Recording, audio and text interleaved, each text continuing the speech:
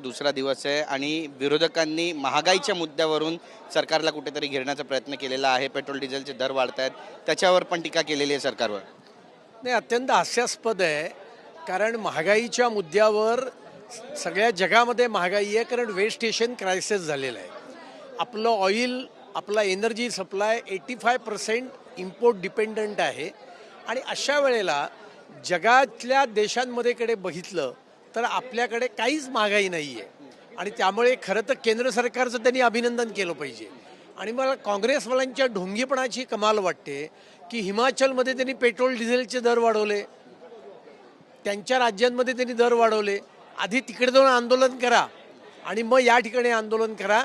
इथे आपण तर ATFचे वर किमती कमी केलेल्या आहेत. आणि त्याच्यामुळे केंद्र सरकारने एवढ्या मोठ्या जागतिक संकटाच्या कालखंडात सुद्धा अत्यंत चांगल्या पद्धतीने अर्थव्यवस्था हाताळते आहेत, हे कौतुकास्पद आहे. दुसरा महत्त्वाचा विषय, ऑपरेशन टायगर सक्सेसफुल झालेला आहे. 6 खासदार UBTचे शिवसेनेमध्ये दाखल झालेले आहेत एकनाथ शिंदे यांच्या नेतृत्वामध्ये. पण त्याला घेऊन सुद्धा आता बराच गदारोळ होताना पाहायला मिळतोय. संजय राऊत तर थेट शिवीगाळच करताय. संजय दिना पाटील यांना थेट त्यांनी अंगावर घेतलंय. संजय राऊत शिवीगाळ करतायत, नवीन काय आहे? जशा संत ओव्या म्हणतात तसे संजय राऊत रोज शिव्या देत असतात. आणि त्याच्यामुळे संजय राऊत हे काही दखलपात्र मनुष्य असं मला काही वाटत नाही आहे. आणि ऑपरेशन टायगर यशस्वी का झालं याचं आत्मपरीक्षण त्यांनी करण्याची आवश्यकता आहे. पण UBTकडून आता असं पण बोललं जातं की भाजपकडून हे करून घेतलं जातं. अमित शहावरती कुठेतरी रोख आहे. अमित शहानी हे सगळ्यांना जन्म दिला असं पण म्हणतात. बघा, उद्धव ठाकरेंच्या राजकीय जीवनाची जी बर्बादी झालेली आहे त्याचं एकमेव कारण त्यांचा भाजप द्वेष आणि नरेंद्र मोदी आणि अमित शहाचा द्वेष हेच त्याला कारणीभूत ठरलेले आहेत. जो मत्सर आणि द्वेष करतो त्याला फक्त नरकाची दारं उघडली जातात असं भगवंताने गीतेत म्हटलेलं आहे. उद्धव ठाकरेंनी आत्मपरीक्षण करावं एवढंच त्यांना मी सल्ला देईन. बाकीचे पण काही आमदार आहेत जे संपर्कात नाही असं समजतं, त्यामुळे ऑपरेशन 2, 3, 4 असं पुढे पाहता येईल. नाही, त्याची मला काहीच कल्पना नाही आहे. कारण हे काही कोणी ठरवून ऑपरेशन करतं असं मला वाटत नाही आहे.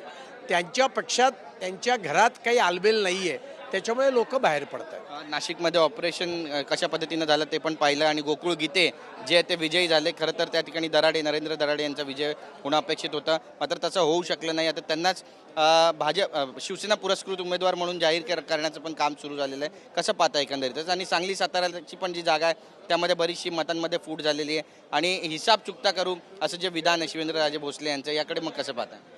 नाही, मुळामध्ये असं आहे की नाशिकच्याचा निकाल लागलेला आहे. त्यांनी शिवसेनेचं सहयोगी सदस्यत्व स्वीकारलेलं आहे. त्यामुळे आमच्या दृष्टीने तो विषय आता संपलेला आहे. बाकी मतांमध्ये फाटाफूटवर हे होत असते. या संदर्भातल्या लोकल स्तरावर ज्या काही चर्चा असतील त्यातून सहमतीने मार्ग काढण्याचं आम्ही काम करू.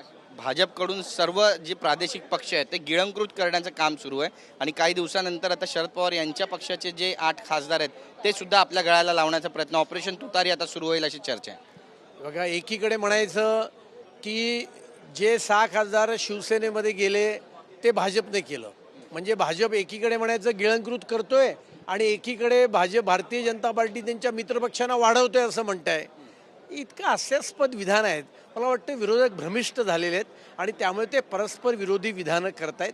NDA हे इंटॅक्ट आहे आणि NDAतला प्रत्येक पक्ष आपला विस्तार वाढवण्याचं काम करत आहे, कारण यातून NDA बळकट होत आहे. नक्की, धन्यवाद आमच्याशी बातचीत केल्याबद्दल. कॅमेरापासून खंडुराचा गिरीश गायकवाड, TV9 मराठी, मुंबई.